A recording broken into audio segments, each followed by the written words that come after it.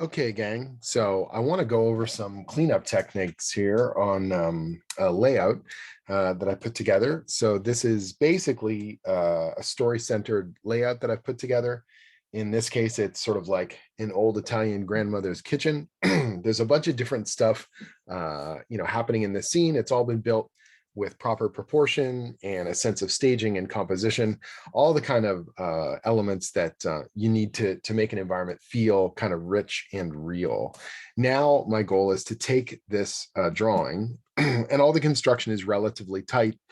Everything that I need is in place. And now the goal is to try and get that nice, crisp, clean, finished line work on the particular scene. Since this particular layout would be used in animation, I'm also making sure that I'm using a proper template. This is an old school 12 field size template here. And so I'm making sure my file is the correct size based on what I'm going to do at the correct resolution. I don't need that while I'm actually doing my final line work. I just want to make sure that format wise, I've got the right size in place. Then usually what I'll do is I'll add a white layer over top, lower the opacity a bit or raise the opacity. So I've got kind of like tracing paper. I'm not going to draw on this on this white layer of paper. I'm on a layer over top of that. I'm going to add a new one and start working away. One of the advantages really to working digitally is the fact that you can try stuff out. You don't have to worry about making marks on real paper. So you're able to try out different techniques, learn what things work, and also create really confident line work. Try it on a particular layer, and then if it fits well, you can combine those layers together. So as much as possible, I'm going to try and keep my layer palette here on the screen so you can see as I'm adding layers, as I'm combining layers. It just makes things a little bit easier. I'm going to lock my kind of rough construction, make sure it's labeled just so I never lose track of where that is, lock it away. I've got my paper layer, we can call it, or whatever you want to call that layer with the white sort of sheet over top. And I'll lock that as well. Again, I don't want to be putting lines on that particular layer. I've got my field guide. Having those clean labels just makes things a heck of a lot easier. All right. And then I've actually got my first kind of drawing layer. Now, if I was doing this as a full production background, I would work my way through, all the different objects and slowly but surely clean up every single aspect of this scene. But because I just want to kind of cover some key techniques, I'm going to be jumping around more than I would be if I was doing this kind of professionally as a finished piece of art. Now, in terms of brush settings, let me drag this palette on here as well. One of the things I want to have is in Photoshop and in a lot of other digital drawing programs, you can adjust what's called your shape dynamics, and I'm going to use pen pressure. And what that allows me to do is I can have a nice big brush and I can do thick to thin. I can have a thicker line, I can have a thinner line, I can have a taper, I can do all kinds of different things with that line as I'm going. It just gives me a lot of flexibility as I work. I'm not turning on any kind of texture. I'm not using any kind of opacity jitter or anything like that. I'm essentially going to be doing digital inking. So I want that pure kind of black line as much as possible. And I'm going to use thicker or thinner lines as I'm working away. For myself, I find it really useful to be able to work nice and close with the digital.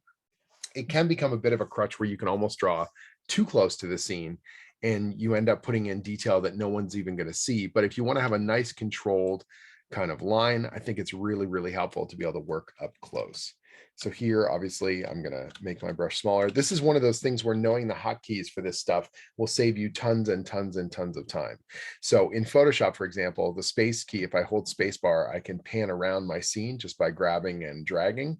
I use the square brackets to make my brush bigger or smaller, and B for brush, obviously E for eraser, L for the lasso to grab different things like that. The more you learn those and the better you get at incorporating them into your work process, just the better you're going to be at being efficient with this stuff. So I'm going to get nice and close. And what I want to try and do is really think about what is the three-dimensional form of this thing. This is where having nice solid drawing in the rough stage is so crucial. If you don't know what this stuff's going to look like, if you're not sure what you're trying to represent in line, you're going to really struggle to make it look consistent and make it feel solid all the way through. The nice thing about getting up close is I can get a lot more tool control and I can think a lot more about what I'm trying to represent on the page. So here, I'm really thinking about, this pot handle essentially in the foreground. Now, foreground objects like this, one of the advantages of, having those different layers of depth, your foreground, your midground, and your background, is you're going to throttle the amount of detail that you have in the scene. This foreground pot is part of our storytelling. It's all about this Italian grandmother who's making, tomato sauce. And so I'm going to lavish this with quite a bit of attention because it is, a crucial part of the storytelling. Going to get in nice and close and try and get that nice, clean, confident line work. If you haven't done this kind of stuff before, digitally or with, pen and paper, it can be a bit intimidating at first, but I think it's one of those things that, just like everything else in art, the more you practice with it, the easier it gets. I'm thinking about how this item is constructed, the type of three-dimensional quality it has. It's got that little screw that holds it into the pot. Thinking of the seam line that runs down the handle and the way that seam line runs on both the inner and the outer part of the construction. This particular layout is relatively realistic, and so I'm trying to add those kind of realistic details that will help kind of sell the thing, make it really feel like you can wrap your hand around that handle and you understand that kind of ergonomic shape. Not 100% crazy about this little curve. And again, this is where digital is so useful, because all I have to do is just draw a new version, hit that undo key until I get it where I want it. Now, one of the other hotkeys you're definitely going to want to learn in your particular drawing software is the ability to rotate the canvas. One of the things that we can do with a physical sheet of paper is I can, move that sheet of paper or rotate that, part of the drafting table or what may have you, or my body, so that I can get a nice, clean, confident line. And that's a little bit harder to do with digital, but there is a way around that. In Photoshop, for example, you hold R, you can rotate the entire canvas, and it's not permanent. It's just a temporary rotation so that you can find that angle. We've all got different kind of angles that we're going to feel more comfortable drawing at, and the ability to quickly rotate that just by holding R. If I hold Shift, I can do it in sort of stages and I can pop it back to its original orientation. Just really, really useful as a concept. Now, this edge of the pot, I want to have one nice continuous line tapering upwards. If I did it in two sections, it might not look consistent. And again, this is where digital is so useful. So I create a brand new layer, and what I want to do is one nice, clean, continuous line all the way through. Connect my previous line up. Now, obviously, I've drawn right through the handle, but because it's on its own layer, and you can see that here if I turn off the visibility, I don't have to worry about ruining anything with that handle. Now I can just go in with the eraser, erase back, get that nice, clean, crisp, beautiful, continuous line. Looks really good all the way through, okay? And that's just one of those, again, one of those real advantages of working digitally. Same kind of thing here. Just want to get that nice, clean, continuous line. If I screw it up, I can always try, again, and get a better version of it. Let's do the tough part, this elliptical part. If I was trying to draw this, with a pencil, it could be quite difficult to get that consistency. Again, this is where I can rotate that canvas, get in nice and close, and try and hit that line just as confidently as possible. All right. One of the nice things about elliptical curves is if I get about half of it done, I can also, I wouldn't call it cheat, but I'd say save myself some hassle. I'll grab the lasso. I'm going to grab this half, copy, paste it, flip it horizontally. And now I've got the other half all drawn out nice and symmetrical. Just saves myself a little bit of trouble. I've got these three kind of drawing layers that I'm working on. If I like the way it's going so far, I can always combine those together and then keep going. Create a new layer for me to experiment on, try some different stuff out. Wherever possible, trying to save myself time and create as much consistency with the final result as I can. Want to keep these lines parallel all the way across. This is where rotating the canvas might be quite helpful.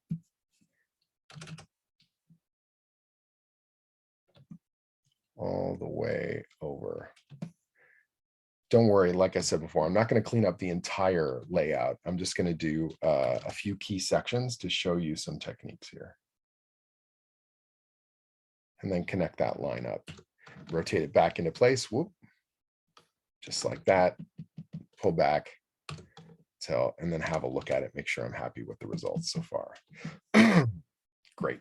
Now I've got the other handle on the other side. This is where, again, having the, knowing what I want to draw, having my reference clear and on hand is just going to save me a lot of trouble.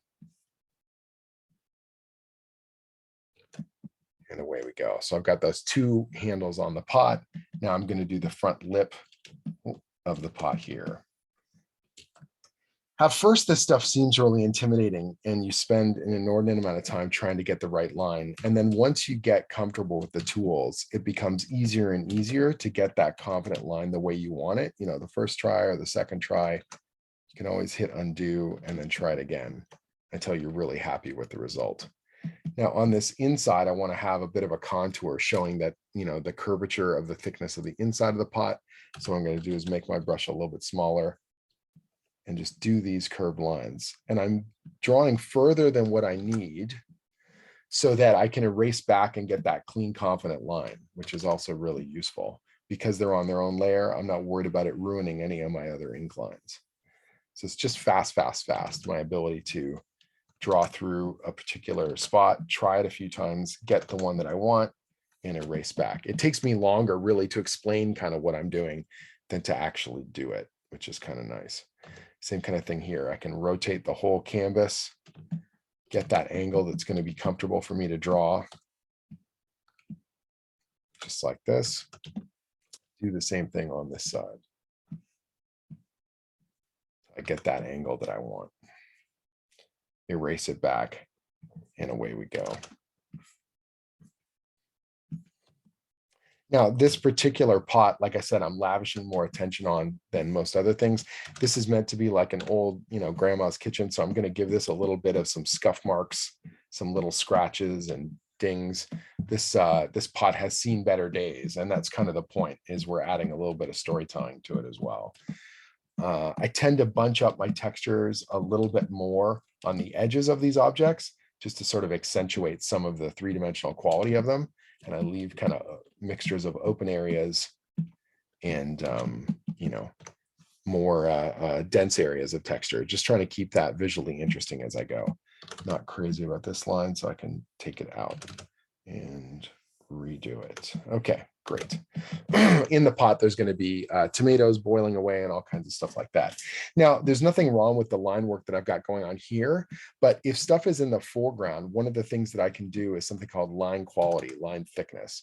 So this is where I can give the outer section of this particular object a slightly thicker outline just to help pop it forward visually and to accentuate the fact that this is in the foreground of our scene. Now I'm just doing this on the outside of the line, not worried about the inner details, just the outer lines itself. I don't want to go too crazy thick, but just like a double thick line all the way around. And that can just really help to visually sell this thing, you know, pop it forward and help accentuate some of that depth. It's, again, one of those things that at first you don't really think about. And then once you do it and you see how effective it is, you start incorporating it into your work process. And it can work really well, especially when you see it in a finished context. Just doing the outer lines, double thick on the foreground. The midground stuff, I would use just a regular line, and then stuff in the background, I just use a thin line all the way through, making sure that my line goes all the way down to the bottom of the template and past that frame. It's okay if I have some stray lines going past, just as long as I get to that point and that it's nice and clear. Now I've got the corner of the stove here. Again, if I don't feel confident with my construction, one of the other advantages is I can always go back and fix it up. So I'm going to get that nice clean corner. And I'm going to draw past where I need to go. So I get a nice, clean, confident line, and then I can always erase back because it's on its own layer. That little curved corner. And then this, most appliances like stoves, they're not going to have sharp, sharp, sharp corners because they don't want people to injure themselves. They tend to have a more curved kind of edge. Even just a slight roundness to them is going to feel more legit. So that's the kind of thing where I can, that because it's a foreground object, I'm giving this just a little bit of extra love and attention that you wouldn't see on a midground object, just because I know it's right there in the front of the frame and people are going to be looking at it. So I just give that a bit more oomph. Now I could go through and do all the tomatoes and all the stuff in there, but I want to jump to another part of the scene just to keep kind of moving through these different elements and show you some of the techniques and ways of working as I go through. So let me jump here to the fridge. Now the fridge, as you'll see, we've got the handle, we've got the fridge door, we've got that little rubberized seal between the door and the main part of the fridge. It's those kinds of little details that are going to make people feel like this is a real object, like it has actual kind of depth and form. This is where looking to your reference is super important, and just trying to pull out those little extra elements, those little things that make an appliance or a piece of furniture feel like what it's supposed to. So the more care and time you put into it, the better it's going to look in the final. Same kind of thing here. I want this, I don't just want to do like a boxy handle. Most handles on fridges have got a little bit of an ergonomic kind of edge to them. They tend to curve a little bit. So I'm trying to get that nice tapered kind of curve all the way up on the form. And then wherever possible, I want to include a sense of three-dimensional form as well. So I want to have this nice inner line. Notice that it's slightly thinner. Oh. I've got my hand, I draw with my right hand, and my left hand is just poised over my keyboard. So at any moment I can hit a hotkey like an undo. You'll see some of these are a little bit awkward because I'm now drawing at an angle that's not super comfortable for me. I don't know why I'm doing that when I can just rotate the thing. So I'm going to rotate it the other way. Now this is an angle that I feel more comfortable and I've got more control of my tool. And you see, of course, I can get it a lot more consistent when I do that. That's why that rotation is so important. Rotate this sucker back. We got ourselves a fridge handle just like that. Now, again, here's where you can get kind of, you can use the digital form to its advantage. So I've got this handle right here. I can grab this handle, copy, paste. These handles are all built to be uniform. And so what I'm going to do is I'm going to take this portion of the handle, pop it there. I'm going to alter the top because the perspective on it's going to be a little bit different. But I want the thickness to be the same. I want the thickness to feel as consistent as possible. So now I'm just going to adjust that perspective so it fits the fact we're looking down on it more. Connect in that top. Erase away any of the other excess lineage.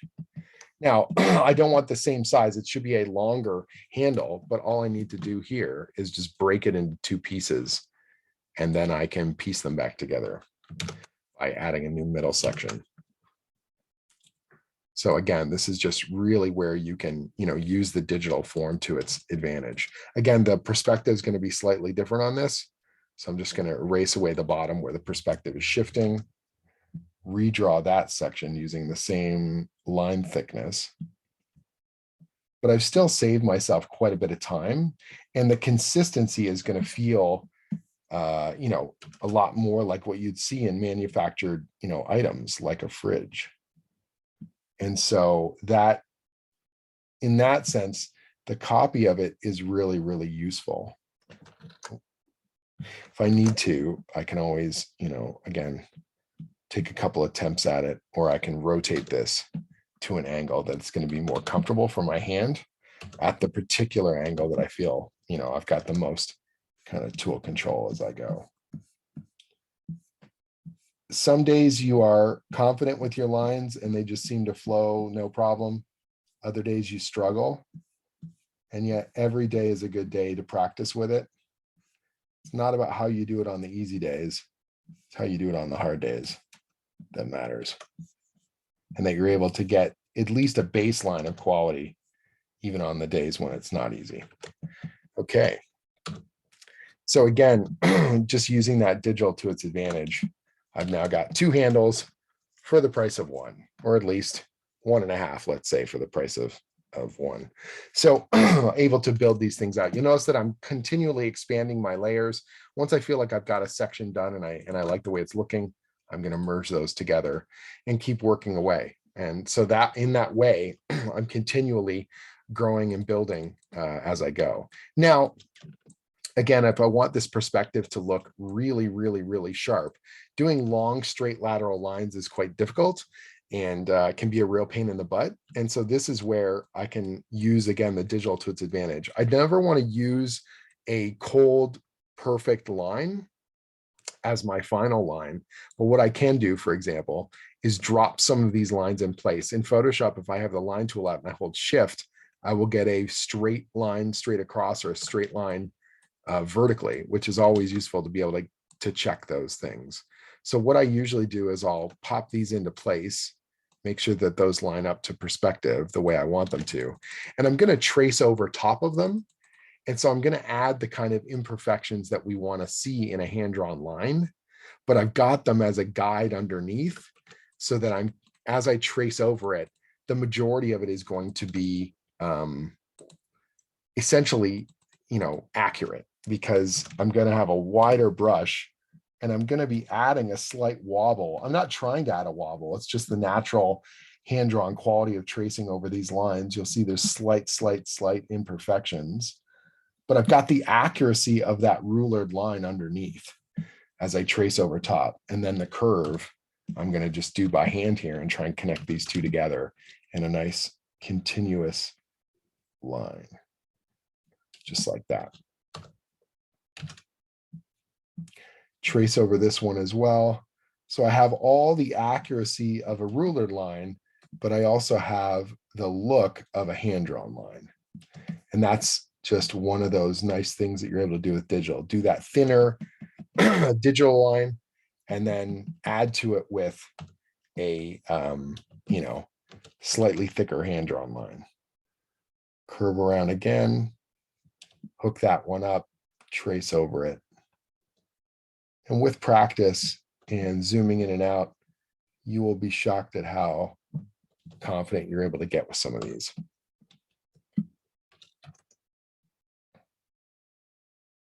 I know it seems a little bit pedantic to not just keep that perfect rulered line, but honestly, most productions don't want absolute cold, robotic looking line work. They want a little bit more life. And if you have a bunch of stuff that's hand drawn in your scene, and then you have a bunch of stuff that is cold, hard rulered lines, the disconnect between them is too obvious, and it looks weird. It doesn't look like it's done by one artist. It looks like part of the scene is drawn by a robot and part of the scene is drawn by an artist. And so the advantage here is you can use some of the digital to make it easier on yourself, but you're still bringing a hand-drawn quality to the final end result just by tracing over top of that line to a line, like so. Put them all together and it'll look pretty sterling in terms of the accuracy, but it's going to blend in with the other hand-drawn stuff I've already done. Okay, just like that. These little notes on the fridge, I can add some, nice little interplay. I can put some magnets and other kind of bits in place and decorative kind of elements. Get a little bit more freeform with they don't have to be perfect. And in some ways, the imperfection makes them feel a little more real and feel like we're, looking at this stuff, little notes pinned on the fridge or whatever may have you. Okay. And again, this is like with practice, your confidence just goes up and up and up the more you're able to do this stuff. Great. what is it? I don't know, some kind of little magnet thing. I've cleaned this thing up, multiple times over the years, and every single time I do it, it's a little bit different. And that's kind of the point. Same thing here with these little doilies or whatever are hanging on the side. These are like these little tea towel kind of whatever pot rests or something like that. I draw them out. They've got little hangers going on here. Try and think about what sort of patterns might be on them. Try and think about how they've got a sense of gravity and they're hanging down or whatever, some little wrinkles and elements to them, and then just hang them up. This is a pretty small little detail.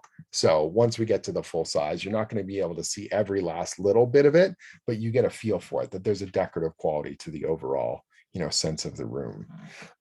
Same kind of thing here. If I've got, this isn't just going to be the drawer handle. I'm thinking about, well, what kind of drawer handles does the old Italian grandmother have? She's going to have these very kind of old world looking, handles.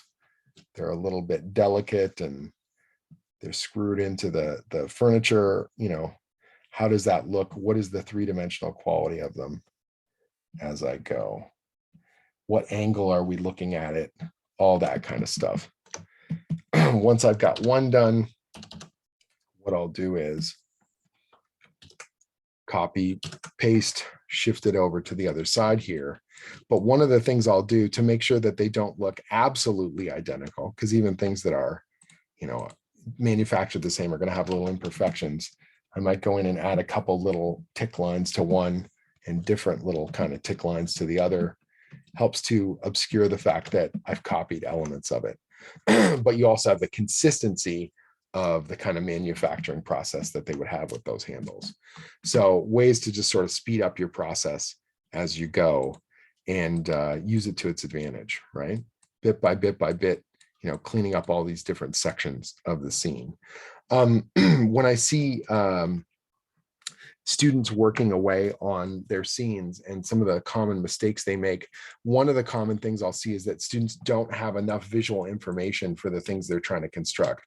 So for example, this little soap bottle that I've got going on here, it's like that little squeeze bottle of soap that you get at the, at the side of the sink. It's really quite loose. And for someone like me, where I've been doing this for quite a while, I know what I want it to look like. But if you haven't done this kind of stuff a bunch, this might not be enough. It looked okay in the thumbnail stage. It looked okay even on, as you were doing construction. But now that you're actually building the thing, you might feel like, oh, geez, I don't have enough information. I need to look up some reference of a soap bottle. I need to go back into it, start its own layer, and just sort of sketch out what I want this thing to look like. What is that core construction? Thinking of it just like an object drawing. It's not going to be quite as detailed as a full extensive object drawing, but it's still a matter of trying to understand what these shapes are, the squeeze bottle kind of quality, the label, all those other little things that are going to go into it until I feel like I've got something really solid to build from. And then if I draw this darker, I can always, because it's digital again, I can just fade it back and then make that my new kind of build layer and then do my cleanup over top. So once I feel like I've got, a good feel for what this thing is and how it works, I know what the form is and the function, then I can go back into it. Same kind of thing here. If I've got, the faucet for the sink, I know what I would do if I was doing cleanup on it. But again, I've been doing this for quite a while. So if I'm looking at this thing, I think of all the little elements that go into the faucet, how that thing works, the different sort of forms and functions of these things, which part I'm looking up at, which part I'm looking down at, where the side of that faucet is, and all that sort of stuff, how it's going to fit, as part of the overall construction of the sink. What is the elliptical form of it? Where are the little, turning faucets on the sides and all that kind of stuff. But if you don't feel confident in it and you haven't done this sort of stuff before, don't be afraid to go back in and construct these things. Do that sketch layer, tighten up whatever you need. Whoops. And then once you've got it, like I said before, you can take that layer, just lower the opacity, grab that ink line in black.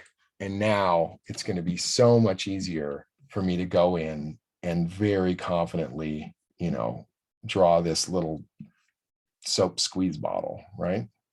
Add in that perspective, tighten up those forms, and away we go. Could I have gotten this straight out with digital ink? Probably. Like I said, I've been doing this for quite a while. But if I have a day where I'm not quite feeling it, or I'm struggling with my lines, or I haven't done this sort of thing before, then this is the kind of thing that, is really useful to be able to do. Again, if I want to get a little bit quick, copy, paste, flip horizontal, bam, just like that. I've got the other half of the label and I know it's going to be symmetrical. Great. Save myself some time. Okay. As I'm going through each little section, each little piece, constructing, checking, looking to my reference if I don't have enough material. And then once I've got a whole section done, I can combine those layers back to my ink line layer. Keep going, keep building, keep moving through the scene bit by bit by bit by bit. Let's look at some of the other kind of elements. Most of the things I've been drawing so far are they're hard-bodied objects, I guess, except for that little doily hanging there. But things like the fabric, I find a lot of times students, when they're working away on scenes, when they're dealing with fabric, let me just draw something a little bit different here. So I'm just gonna get some white paper going and sketch out some sort of common problems that I see with a lot of student drawings here. So a lot of times when students are drawing drapery or they're doing things like this, they know that drapes, whatever, this is the window or something like that. And they're like, okay, they know that the drapes hang down and they know that fabric is loose. So they do this sort of wiggly line. They're like this weird, warbly kind of shaky line because they're like, well, fabric is really, delicate and it hangs and it billows and all that sort of stuff. But the problem is that this has no form. It has no volume to it. It just looks like what it is, which is really unconfident, really weird looking, noodly kind of jello. It doesn't have enough purpose and it doesn't know what it is and it's not representing it well. And so it's a really weak, kind of drawing all the way across, and it doesn't do you any favors. So what we want to do instead is you want to think about, okay, what is the purpose of this particular line and what is the form of it, right? So if I have, a drapery, the way it's going to work is there are a series of anchor points on that drapery. And the minute that the drapery can get away from those anchor points, it essentially just hangs straight down, believe it or not. Almost completely straight, not ruler straight, but pretty confidently straight. It'll bunch up in certain areas. And then at the bottom, you might have a little bit of that kind of wiggle back and forth. And all of a sudden, this feels soft and it feels billowy like fabric, but it's contained in those anchor points, just like it should be. So if you just, again, this is where having that reference material is so valuable. The same kind of thing if I were to have like a towel hanging off the edge of something, or let's say you've got your classic kind of, here's your handle of the stove and you're going to have a tea towel hanging off the edge of it. Again, it's going to bunch up and kind of hang at the top, and then it just sort of hangs straight down. Little bit of interplay there in terms of the bottom, most of the wrinklings at the top, and then it just hangs. And you see this in the real, object. If you do sort of these studies, it's just going to hang down that form. And that feels way more soft and fabricy, even though the majority of it is straight lines. Okay. And so think about these kinds of things and think about that sort of stuff. Look to that reference material as much as you can as you're working away. And you're going to realize that you probably have a lot of visual shorthands that you've been using, kind of cartoony, pretty crappy shorthands that have worked their way into your drawing methodology that aren't necessarily based on observation. They're not based on construction or volume or form, and they're weakening the end result of the drawings and the things that you want to do. Okay. So just analyze this stuff rather than falling back on these, visual shorthands that maybe you've been using for a long, long time. I'll see this a lot with students where they want to draw, like, for example, let's say bottles or cans or things like that, and they forget some of those basics that we went over in terms of perspective. If I'm drawing a can sitting on a surface, I've got that ellipse. Is this getting thinner as it gets closer to the eye line? It should be, right, as I'm going. And if it's a bottle, it's going to narrow on one side, and so on and so forth. One of the problems that you'll get with a lot of these sorts of things is that one side is going to look more solid than the other just by the confidence of your line work. And so again, this is where you can use the digital stuff to your advantage. If this is the half that's working properly, no problem. All you got to do is just delete this other half,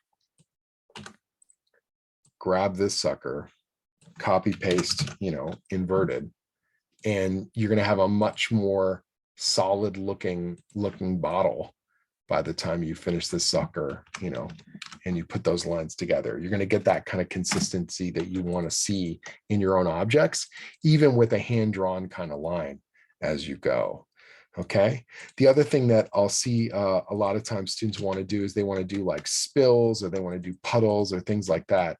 And they'll look and they'll go, well, I grabbed some reference, and water and puddles and stuff, they can be any shape. Like you can have all sorts of weird, kind of shapes of water, can do all kinds of things. And it's like, yeah, but we have to remember that we're trying to communicate with line. We're trying to communicate something about this particular space. So the first thing we need to think about is, what is the surface? Like if this is the perspective that we're trying to conform to on our particular object, then we want to start with something that the viewer can identify. So what I'll usually do is I'll start with an ellipse, because that looks like it's conforming to that particular surface. And then I might do some other smaller kind of ellipses that also conform to that surface overall. And I connect them all together. And then what I'll do is I'll go through and kind of outline that. And what you end up with is a shape that feels a little more organic, but still feels like it's on that particular surface, that feels like it is conforming to that particular, area. And then if this was like the edge of a table or something, once again, if it's liquids, it's just going to start to flow. So if this is now the edge of the table, once it hits the edge of the table, it's just going to start dripping down just like that, because it goes free form all the way on the edge. Okay. Remember, we're trying to communicate ideas in line here. And so we need to give the viewer the visual information they need. Just because you can find weird shaped things in your reference photos doesn't mean that it's going to all translate well to the final drawing. Okay. Back here, looking at this kind of drapery again, this is all background stuff. So I'm not as going to be as detail focused, and my lines are going to be certainly quite a bit thinner. The nice thing is with the drapery is I don't want it to look like perfect stiff lines. Whoops, don't want to use blue. I want to use my black line here. Hold on. There we go. So I really want this to have a much more kind of free flowing line, and your ability to confidently kind of put this stuff down, will make a huge difference. I'm thinking about how I want this sort of doily to hang over top and what sort of qualities it's going to have. How are these wrinkles going to kind of bunch up? Again, I've been doing this for quite a while, so I've got kind of little visual shorthands that I use. But the first few times you do it, you're going to be still figuring this stuff out, or you're going to be looking really closely. You're going to be looking really closely at your reference to try and find those sort of forms and figure out what kinds of patterns. One of the other really nice advantages about digital is you can try cleaning up a little section, try out some different line techniques. And if it doesn't work, it's okay. Just make another layer, start again.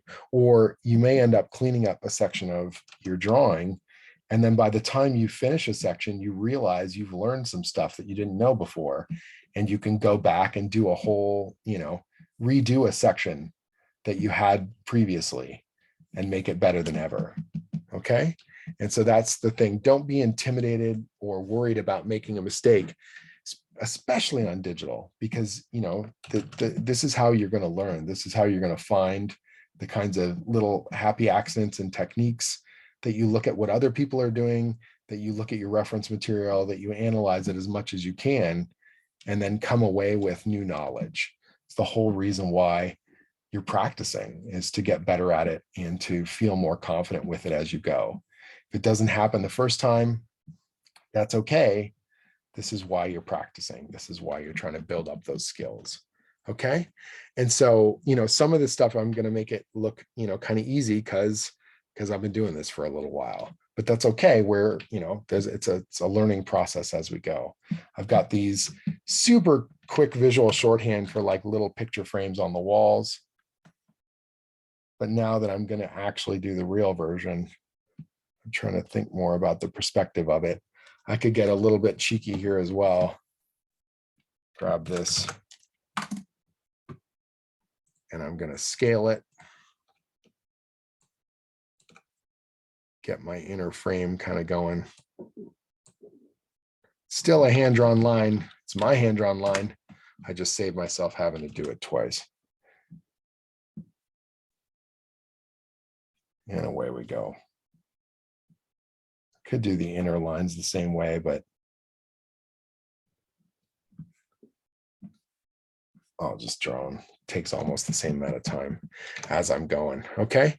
Bit by bit, working my way through the scene. I'm jumping all over the place. If I was doing this as an actual finished piece, I would be much more methodical and finishing each object.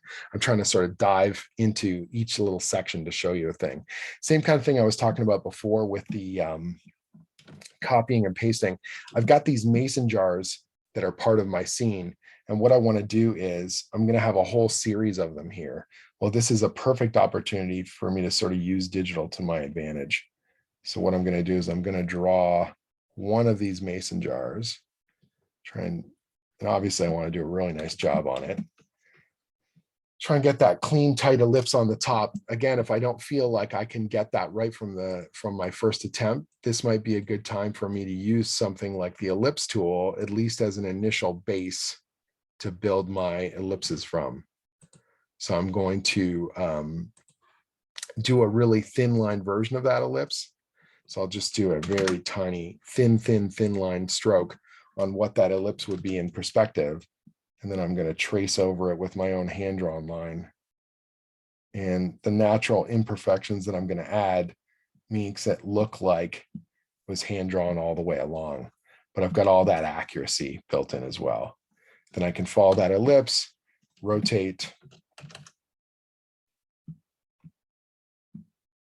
and I'm going to do the lid. There's that little lip that goes around the lid and all that sort of stuff. Rotate again, get this other side on the angle where I feel most comfortable, just like that. Now, I could go through, and I am going to go through and do a bunch of details on these mason jars, but what's actually really helpful to me here is to have one pretty generic looking one that I have here in place. And then what I can do is grab it, copy, paste.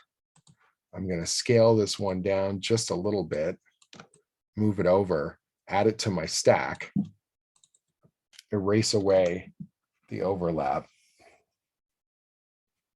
Now I got two mason jars. Do it again.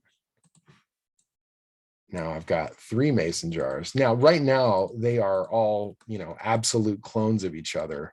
And it's pretty obvious that they're clones because they have every single detail the exact same. But that's one of the reasons why I'm actually keeping it as generic as possible. Because once I've got those three, now what I can do is I can go through and start to add some differences between them. So maybe this one's got kind of a label, kind of across here from some other sauce that grandma made back in the day or whatever, or it's going to have slightly different shine lines and kind of construction, or there's going to be a few more kind of ticks and dents and what may have you in the actual, glass. And so now that jar looks different from the other ones, even though I'm using 70 to 80% of the same material. This one's going to have some scuff marks in the top. This one might have different scuff marks in the top. Great. Now I'm going to draw those little extra shine lines and you know, the bits of construction on this jar. And just by the nature of me drawing it again a little bit differently, now all of a sudden the jars don't look like I've cloned them all. Now I've got the advantage of having, you know, saved myself a bunch of time, but also can differentiate between them. And it's not as obvious. This one's going to have the label on this side. It's going to be wrapping around slightly, or it's a little bit torn or whatever. And again, I can add some different sort of lines to it, some different kind of shines and highlights and constructed bits, and essentially camouflage the fact that I've cloned them. So now I've got 3 different jars built off the form and function of one jar, just like that. And then if I add like tomatoes and stuff in front of the one, that again just acts as a form of camouflage for me, where I'm going to have, okay, I've got this weird old school tomato, lumpy and strange and wonderful. And there's going to be another lumpy, strange, wonderful tomato in front.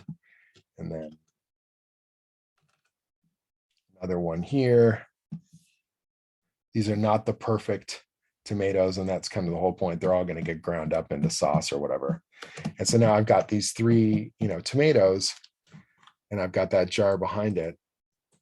Grab that initial jar, go in here, erase my excess lines.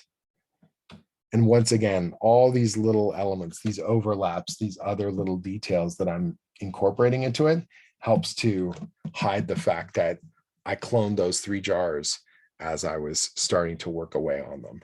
Okay, so it's just all these little tricks, all these little ways that you can save yourself some time and make stuff look hand-drawn, even while you're using the digital tools to their advantage, saving yourself all sorts of hassle, let alone the fact you've got the undo key, let alone the fact that you've got, you know, reference at your disposal and the ability to zoom right in and save your progress and have layers. All of these different things that we can do and build to make, you know, the best final drawing possible. And with practice, it gets faster and easier and more consistent as you go. And you'll start to feel more and more confident with being able to use the hotkeys, being able to navigate your way around the scene, knowing what your brush settings are, knowing how you want to set up your particular palette and the things that you want to do, and make a really nice, clean, finished, confident drawing. Save that final version. And, you know, once you're done, all that rough work, all that construction goes away, and we're just left with those final tight lines for our finished piece. Output those and then, you know, send them on to the client or the teacher or whoever else that we need in order to impress upon them our skills. Does this make sense? I want to show you, once again, some kind of examples of kitchen drawings that I've gotten from students over the years, and the amount of awesome just consistency that they've had, their ability to build these scenes and make them look really, really good. You see a lot of these same kinds of techniques that I'm talking about here. So let me pull some of these onto screen. Here we go. So again, that you can see that line quality, the thicker lines in the front giving way to the thinner lines as we go to the back. Really nice, consistent construction, really good use of texture and reference all the way across. Beautiful use of those thicker lines here in the scene, and then thinner inner lines for the details. Good use of texture. You know what that hand woven kind of, you know, little throw rug looks like. You know what it feels like. It's got that really, really strong texture. There's great thought process in terms of the details, in terms of all the objects and how they all fit together for the scene. This has got a really grungy, grimy, nasty look to this thing. All the dinged pots, all the nasty looking little details, and that tight kind of tiling on the floor in this basement, the grungy looking brickwork in the back. All of this stuff helps to build up a sense of consistency. Here we got the peeling wallpaper. Even though it's a mess, notice how clean the lines are. Notice how carefully they are. It's not just randomly scribbled little lines. There's textures and there's forms that are being built here in nice, clear, three-dimensional ways. All the way through all these different kinds of approaches. But again, thicker lines outlining in the foreground, really clear construction, really, really good use of space, really good use of reference as each of these assignments is put together, as each of them is constructed and thoughtfully done and helps to tell the story. We've got this nice sense of foreground and midground and background. We know what the space is. Everything is constructed well. It's proportionate and it's well cleaned up. Everything here from like the old hunting lodge to the, like the basement one we had before, or like the school frat party and all the messes and the junk, that consistency of construction, all those bottles, all those cans, the cups and the kegger and all that kind of stuff, it's all built with a really solid and consistent sense of perspective, and everything is proportionate as we go. It's a cleanly drawn mess, if you will. All these different ideas, all these different concepts and approaches. So the first time that you do this stuff digitally as you're working away, like I said before, it's going to be a challenge. You haven't done this sort of thing before, but with practice and with care, it will get easier, I assure you. Make sure that you have as solid and clean a concept, a well-constructed and tight base for you to work from. The more information that you have here in the construction stage, the more you understand what all these items are going to be and how they fit together in terms of perspective and proportion, the easier it's going to be for you to make line art choices, because you've already done the hard work of building it at this build-up stage. The less clear this stage is, the harder it's going to be for you to make line choices, for you to make construction choices, because at each stage of this thing, you're going to be struggling against the information that you don't have, either because of a lack of experience or a lack of reference or combinations of those things. Okay. One last little technique I want to go over here and make sure that you understand is to look out for what we call line tangents. So let me show you an example of, and I actually built one into the original drawing on purpose. And now I'm going to show you how to kind of what it is and how to fix it. So a line tangent is something really unique that happens with 2D drawing. It can happen in photographs and stuff as well, but it's really noticeable when you're working with line work, because every one of these lines is something that we're using to define and understand this space. So if I have this edge of the table right here, and this is the table in perspective, and I have this edge of the fridge, and the two of them in perspective, just by the nature of their own construction, could share that same line. I mean, that can totally happen.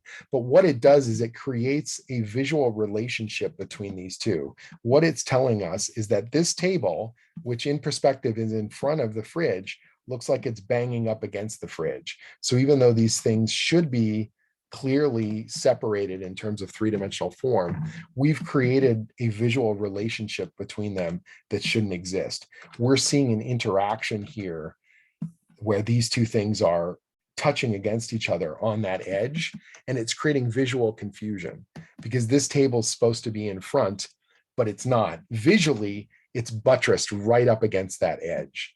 And so this is where it's super, super, super important that you try and avoid these in your drawings, because if they're in those drawings, the audience can become confused. They can be assuming an interactivity that is not meant to be there.